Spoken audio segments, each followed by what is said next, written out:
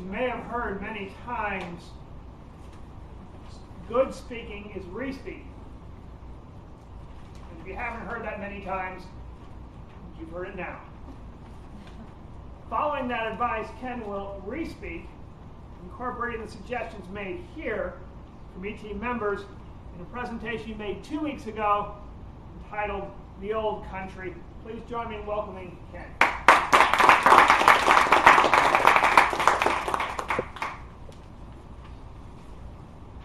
Have you ever worried and wondered about the old country? The place where your grandparents and maybe your grandparents came from?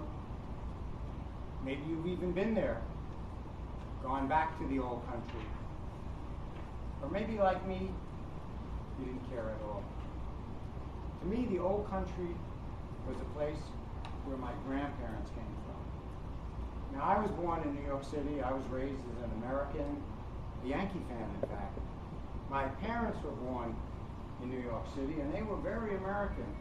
The old country was where Sam and Esther, my mother's parents, came from. And when I was young, very young, they were very old.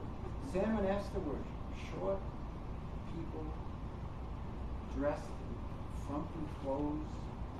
They walked really slowly, and they spoke with an accent that I could barely understand. They were from the old country, Poland. And when I asked my grandfather, Sam, what happened to your brothers and sisters? You don't have any brothers and sisters here. He said, they were all killed by the Nazis in Poland, like all the Jews were. So to me, the old country was a pretty unhappy place. Killing, Nazis, foreign language, moving slow. I was never interested in that. Until this, yeah, it would be, right? Didn't sound very exciting to a young kid in New York City. Until this summer, I had a trip for work to Warsaw, Poland, and I thought, well, okay, maybe I should find out something more about the old country. Fair enough. I'd grown up now. Time to find out what the old country was about. So I arranged a tour to go to the towns where my grandparents grew up. And this story is about one of them called Częstochowa. I hired a guide to travel around with me after the conference. Bartok was his name. A typical young Polish person who actually looked very American. He wore plaid shirts, blue jeans, blonde, light blonde hair, tall, slim. And even though he was raised as a Polish Catholic, he loved Jewish culture. And he told me, Ken, I have a degree, a master's degree in Jewish culture and literature. Fascinating. It turned out he could read and understand Hebrew, and I can't. So this was a good guide. He took me to Częstochowa.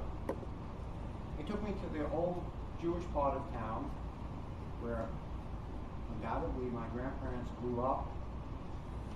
And I could imagine myself having lived in a place like that. I could have imagined them living there, you know, typical apartment buildings. I mean, you could probably easily see yourself in a typical apartment building looking out the windows.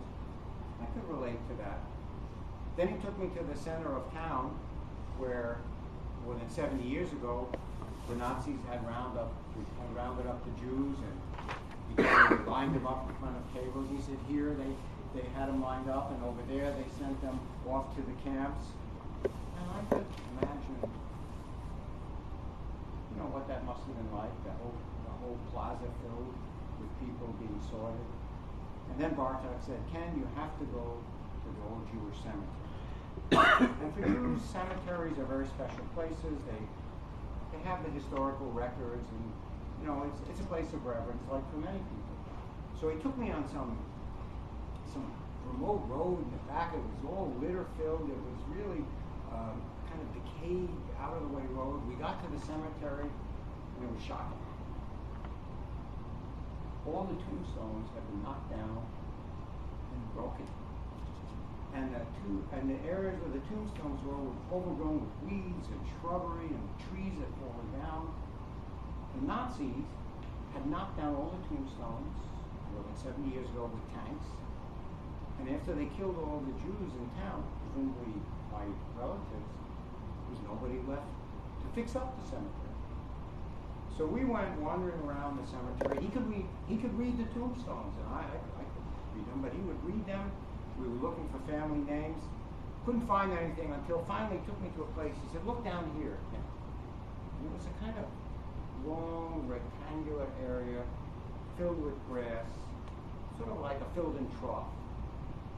And Bartok said, "Ken, here the Nazis marched the Jews on that road we just walked through, lined them up right here where you're standing, and went.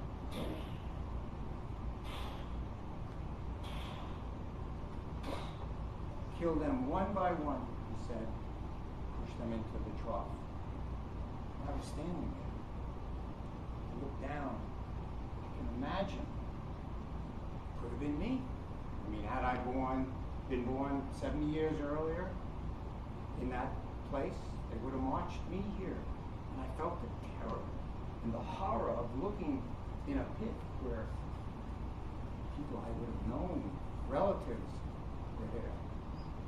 I felt what they must have felt. I felt what I felt. And then I thought, I wish I could have helped. I wish I could have done something.